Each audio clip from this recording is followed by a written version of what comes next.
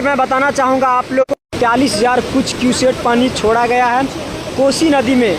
और नेपाल कोसी नदी के दक्षिणी भारत में ये देखिए किस तरह से पानी का उफान मान रहा है। और 56 के 56 फाटक को खोल दिया गया।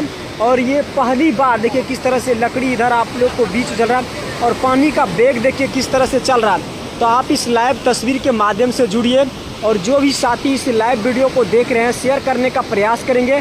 और जो भी कोसी नदी में है वह ऊंचे स्थान पर जाने का प्रयास करेंगे।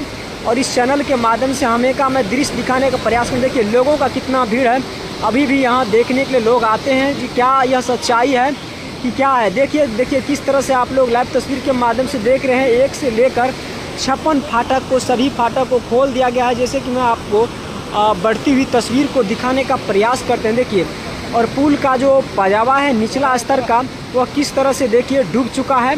पानी का किस